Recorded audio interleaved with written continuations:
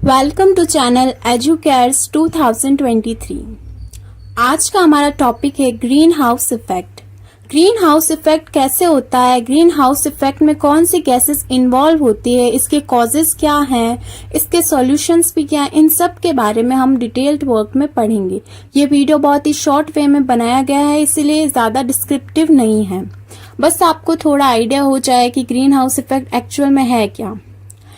Table of contents में हम इसमें वीडियो में जो पढ़ने वाले हैं वो है what is green house effect, green house gases कौन कौन सी है, causes of greenhouse effect, effects of greenhouse effect and run away green house effect. किस वे में ग्रीन हाउस इफेक्ट जो है वो हमारे एटमॉस्फेयर को इफेक्ट करता है।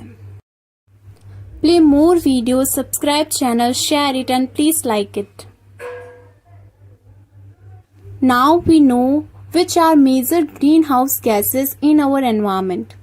Greenhouse gases are the gases that absorb the infrared radiations and create a greenhouse effect. Greenhouse gases वो गैसेस है जो इंफ्रारेड रेडिएशंस को एब्जॉर्ब कर लेती है और ग्रीन हाउस इफेक्ट का निर्माण कर लेती है। For example carbon dioxide and chlorofluorocarbon. पास में आपको एक चार्ट दिख रहा होगा जिसके अंदर मैंने मेजर ग्रीन हाउस गैसेस लिखी है जो बहुत ही ज्यादा हमारे एनवायरनमेंट को नुकसान पहुंचाती है ग्रीन हाउस इफेक्ट के हेल्प के through. Carbon dioxide, methane, water, nitrous oxide, ozone, chlorofluorocarbon, ये जितनी भी गैसेस है ये ग्रीन हाउस इफेक्ट को हेल्प करती है और मेजर रोल प्ले करती है। अब देखिए इस चार्ट के थ्रू, इस डायग्राम के थ्रू हम इजीली समझ पाएंगे क्योंकि हमें पता चल गई है ग्रीन हाउस गैसेस कौन कौन सी और किस तरह से एनवायरनमेंट को हार्म करती हैं। आपको दिख रही होगी ये हमारी अर्थ है और ये जो रेड वाली लाइन्स है ये इंफ्रारेड रेडिएशंस है और ये जो येलो वाली लाइन्स है वो सन रेज है। सो क्या होता है, इंफ्रारेड रेडिएशन कुछ तो हमारे एटमॉस्फेयर को पार कर कर अर्थ की सरफेस पे चली जाती है, कुछ रेडिएशन, कुछ इंफ्रारेड रेडिएशंस वापस आ जाती है जो वापस आके एटमॉस्फेयर से बाहर वापस चली जाती है, लेकिन जो कुछ हमारे एटमॉस्फेयर के अंदर रह जाती है वो CO2, CH3, N2O मतलब carbon dioxide, methyl, nitrogen oxide, इन सब के साथ इफेक्ट करती है। इन सब के साथ कॉम्प्लेक्स बनकर हमारे एटमॉस्फेयर को हॉट कर देती है, टेम्परेचर इनसे हाई हो जाता है जिससे कि ग्रीन हाउस इफेक्ट होता है। ग्रीन हाउस इफेक्ट का मेन कोज है कि हमारे अर्थ के टेम्परेचर को हाई करने में हेल्प करती है जिससे कि हमारा क्लाइमेट, हमारा एटमॉस्फेयर इफेक्ट होता है।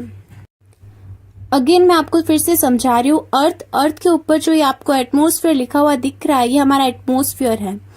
येलो वाली जो रेज है वो सन की रेज है जो कि हमारे अर्थ के अंदर जाती है। जो रेड वाली रेज है ये इंफ्रारेड रेडिएशन है। रेडिएशंस क्या होती है?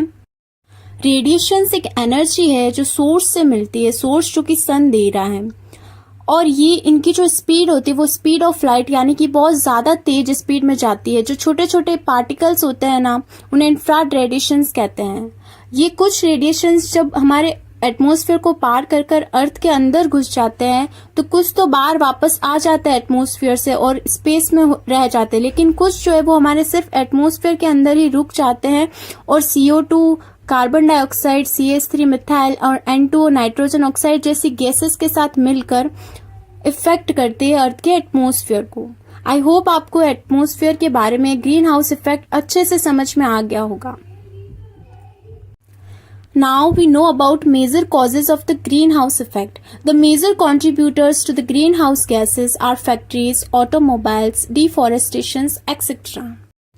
सबसे ज्यादा ग्रीन हाउस गैसेस कैसे बनती है? फैक्ट्रीज के धुएं की वजह से, ऑटोमोबाइल्स, डिफॉरेस्टेशन यानी कि ज्यादा जब हम जंगल काट देते हैं तो आपको पता ही है पेड़ जो है वो कार्बन डाइऑक्साइड को ऑब्जर्व करते हैं और ऑक्सीजन को रिलीज करते हैं। जब पेड़ ही नहीं रहेंगे, डिफॉरेस्टेशन ज्यादा होगा तो उससे हमारे एनवायरमेंट इफेक्ट होगा। The increase number of factories and automobiles increase the amount of these gases in the atmosphere. तो ये तो नॉर्मल बात है कि जितने ज्यादा फैक्ट्रीज और ऑटोमोबाइल्स बढ़ेंगे उतने ही ज्यादा गैसेस जो है वो हमारे एटमॉस्फेयर के अंदर इंक्रीज होती जाएगी। The green house gases never let the radiations escape from the earth and increase the surface temperature of the earth. It means कि जो ग्रीन हाउस गैसेज हैं वो रेडिएशंस को हमारे एटमॉस्फेयर के बाहर नहीं जाने देती है, और रेडिएशंस एंड जब ये गैसेस एक साथ मिल जाती है तो हमारे अर्थ का जो टेम्परेचर है वो डायरेक्टली हीट मतलब हाई हो जाता है, जिसकी वजह से ग्रीन हाउस इफेक्ट और ज़्यादा बढ़ता जाता है। तो हमें ये ट्राई करना चाहिए, हमें ग्रीनरी करनी चाहिए, हमारे आसपास के एरिया में जितने हो सके प्लांट्स लगाने चाहिए, जिससे कि हम कम से कम हमारी तरफ से ग्रीन हाउस इफेक्ट को कम करने में हेल्प कर सकें। इवन एटमॉस्फेयर को समझाने के लिए भी मैंने एक वीडियो बनाया है, अगर आप वो वीडियो देखना चाहते हैं तो मैं डिस्क्रिप्शन में उसकी लिंक दे रही हूँ, आप जाकर उस वीडियो को भी देख सकते हैं। और एटमॉस्फेयर को कितनी लेयर्स में डिवाइड किया गया है, कितने एलिवेशन लेवल पर कौन सा एटमॉस्फेयर है, ये सब कुछ मैंने उस वीडियो में एक्सप्लेन किया है। Now causes of greenhouse effect table के थ्रू मैंने सिर्फ 4 वर्ड्स में समझाया है। Burning of fossil fuels, deforestation, farming, industrial waste, इन सभी की वजह से ग्रीन हाउस इफेक्ट होता है। ये है ना मेन रोल प्ले भी करते हैं, कहीं ना कहीं आप इनको एक्सप्लेन भी कर सकते हैं डिटेल में। If you have a question long, green house effect को आप कॉजेज को है वो एक्सप्लेन कीजिए। बर्निंग ऑफ फॉसिल फ्यूल्स को जब हम जलाते हैं तो उनका जो धुआं होता है वो सीधा हमारे एटमॉस्फेयर के ऊपर जाता है और हमारे एटमॉस्फेयर को इफेक्ट करता है। डिफॉरेस्टेशन, जितने ज्यादा हम पेड़ काटेंगे उतना ही ज्यादा हमारे एनवायरमेंट को नुकसान है। नेक्स्ट फार्मिंग है। फार्मिंग का जो वेस्ट होता है, फिर उस वेस्ट को क्या करते हैं, कई फार्मर्स जला देते हैं, जिसकी वजह से जो जलाने की वजह से जो धुआं होता है वो भी एटमॉस्फेयर को इफेक्ट करता है।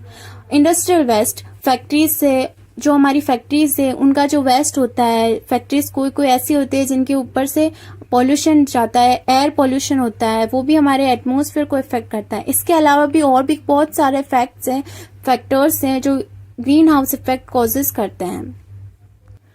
Thanks for watching. Please subscribe our channel EduCares 2023 for the most recent updates.